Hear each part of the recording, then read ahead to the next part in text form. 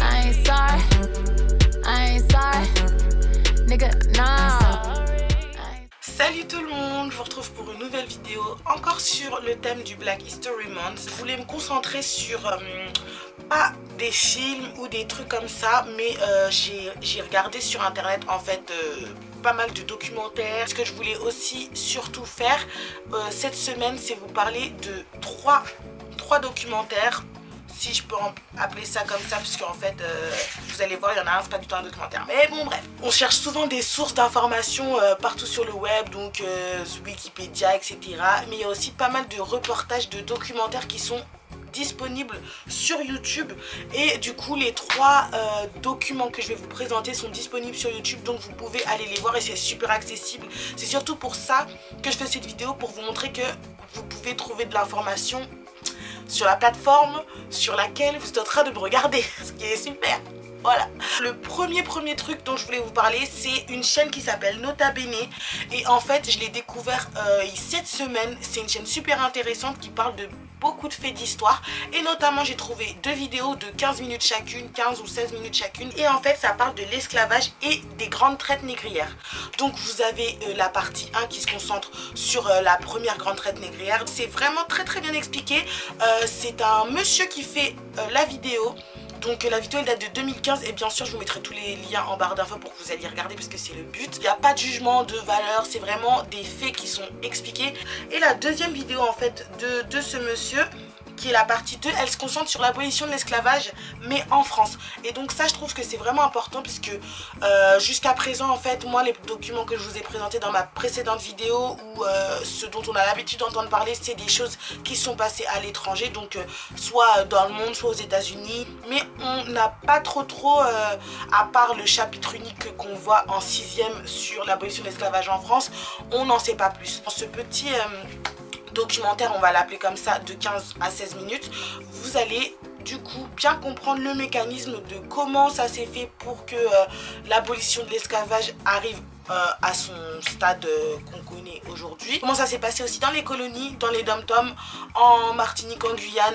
Et franchement, ces deux vidéos là, elles sont très bien si vous voulez vous informer genre factuellement. Il y a aussi beaucoup de chiffres, c'est très limpide et c'est clair, donc c'est une vidéo que je vous recommande si vous n'avez pas non plus envie de vous taper des documentaires de 50 ans qui sont ultra déprimants, parce que généralement les documentaires sur l'esclavage, sur la traite négrière, etc., ils sont vraiment très indigestes, mais là je trouve que c'est assez concis, c'est clair, et c'est audible en fait. De plus, vous avez un deuxième documentaire qui cette fois-ci se concentre sur le mouvement des Black Panthers, qui s'appelle Black Panthers All Power to the People.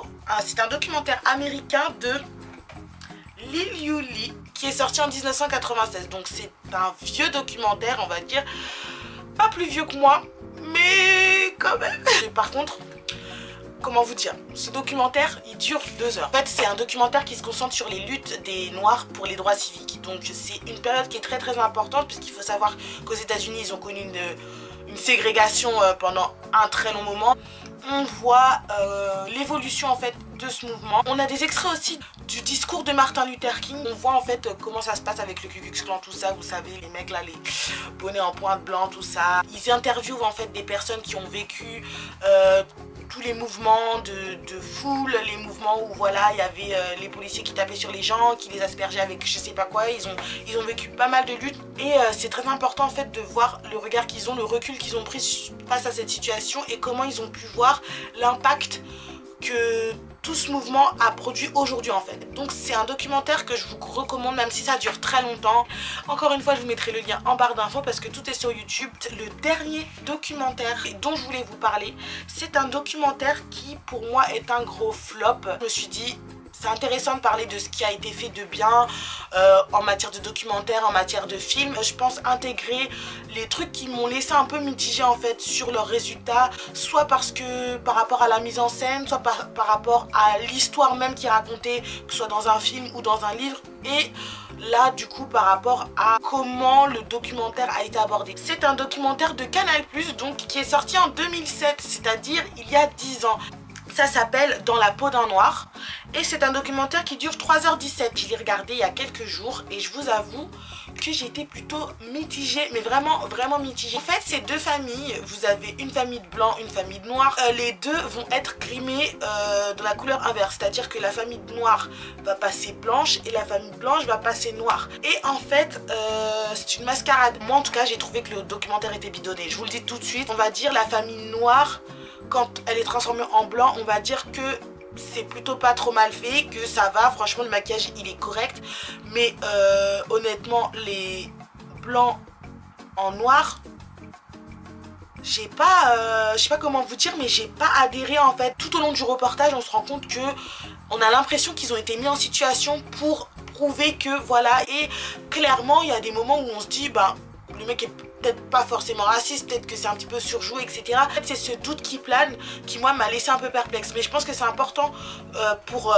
beaucoup de personnes de le regarder parce que c'est un documentaire qui a fait polémique aussi parce que le père, en fait, de la famille blanche qui s'appelle Laurent Richer, il me semble, a dit qu'en gros, la famille noire c'était pas une vraie famille, que la dame c'était une ancienne Claudette genre de Claude François quoi, et qu'elle connaissait pas du tout la personne qui était censée être son mari, que la fille n'était pas du tout la fille du mec, enfin bref. Et le monsieur a aussi déclaré qu'il avait été conditionné ou qu'on lui avait plus ou moins demandé de refaire certaines scènes pour accentuer le côté un petit peu raciste des gens. Après voilà, moi c'est ce que j'ai pu lire sur internet, et avant même de lire tous ces commentaires là, en regardant le documentaire, moi j'ai pas trouvé ça ultra naturel. Bien que le but de ce reportage c'était à la base de dénoncer le racisme ordinaire. Donc déjà ça, je pense qu'ils ont pas vraiment bien réussi leur objectif. Après voilà, c'était dans la France d'il y a 10 ans. Donc aujourd'hui, 10 ans plus tard, je pense que c'est important justement de regarder comment les sujets sont abordés, aussi de se rendre compte est-ce qu'aujourd'hui c'est toujours la même chose. Là cette semaine on a entendu l'horrible histoire qui est arrivée à Théo à Aulnay-sous-Bois, donc les bavures policières, les trucs bizarres on en connaît. C'est pas la première fois que ça arrive, ça doit arriver souvent que la police tape, frappe et victimise en fait des mecs de cité qui passent comme ça. Moi j'ai pas trop envie de parler de ça parce que ça m'énerve en fait, ça me dégoûte et j'ai pas envie en fait que voilà la police vienne frapper chez moi parce que je les ai insultés. Voilà, les institutions de la France, je ne critique pas, mais tout ça pour dire que peut-être que le reportage il a pas été fait assez bien, peut-être que voilà ils ont voulu faire trop bien et qu'ils en ont fait trop et que du coup on perd un peu de la réalité. J'ai vraiment pas aimé le reportage, je me suis sentie même beaucoup mal à l'aise, et en fait c'est ce que je voudrais savoir si vous regardez ce reportage vraiment, parce qu'il est sur YouTube comme je le répète. J'aimerais vraiment que vous me disiez le sentiment que ça vous a procuré. Moi j'avais, mais vraiment j'étais mal à l'aise quoi, j'arrivais pas, genre quand je voyais en fait les personnes déguisées en noir, ça me mettait mal à l'aise, et autant que de voir des noirs déguisés en blanc, parce que j'ai eu l'impression aussi que dans certaines paroles du couple noir en fait, quand ils étaient grimés en blanc, on avait l'impression qu'ils kiffaient quoi, genre que waouh trop bien, je pense que je vais rester blanc. Je crois que c'est le daron Renoir qui a dit ça, genre ouais je pense que je vais rester blanc, en mode j'ai trouvé ça vraiment bizarre, enfin moi ça m'a, c'était malaisant. Je trouve que c'est important d'en parler, même si pour moi c'était un mauvais reportage, mais c'est important d'en parler parce que c'est des questions qui restent quand même actuelles. Est-ce qu'on est victime de racisme? Moi je connais la réponse, je vais vous dire oui. Après, faut pas passer non plus dans la victimisation absolue. Voilà, du coup c'est une vidéo qui dure pas très longtemps parce que voilà, je voulais vraiment me concentrer sur des choses qui soient digeste. Sinon, ce que je voulais dire, et j'en suis très fière, c'est que j'ai fait un article pour le Black Beauty Radar. Donc normalement, dans le magazine du mois de février, vous pourrez retrouver mon article. Et dedans, j'ai mis une petite liste avec plein de films et de documentaires, des séries. Donc je sais pas encore s'ils ont laissé ma petite liste dans l'article parce que je l'ai pas encore vue, parce que je l'ai envoyé la semaine dernière. Bref, histoire complexe. Mais en tout cas, voilà, j'ai rédigé un petit article sur le Black Beauty Radar. Si je le retrouve avant de finir le montage de ma vidéo et la publication, je vous mettrai en barre d'infos. Si je le retrouve pas, je la mettrai plus tard, et sinon je la partagerai sur Facebook pour que vous puissiez lire en fait ce que j'ai écrit sur le Black History Month.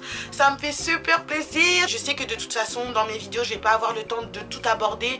J'ai vu énormément de films, j'ai lu pas mal de livres, j'ai vu plein de documentaires, mais c'est vrai que je peux pas tout vous dire actuellement, puisque j'ai envie de faire des vidéos qui soient pas trop longues et que vous regardiez sans être saoulés quoi. Et je vous fais plein de bisous. On se retrouve la semaine prochaine pour la dernière vidéo du Black History Month. Après, si c'est un sujet qui vous intéresse beaucoup, que vous avez envie de connaître pas mal de choses sur l'histoire des Noirs, je peux aussi faire un truc, c'est-à-dire faire une fois par mois une vidéo avec des documentaires, des films, des livres qui parlent de l'histoire des Noirs, juste pour le plaisir, parce que je vois pas pourquoi on aurait besoin juste d'un mois pour parler de notre histoire qui s'étend sur des siècles. Je vous fais des bisous encore, je crois que ça fait 15 fois que je le dis.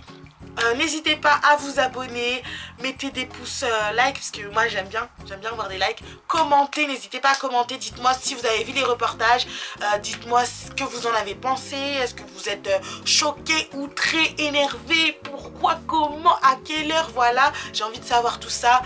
N'hésitez pas, suivez-moi sur Snapchat, on se sait, je vous aime tous. À bientôt, bye.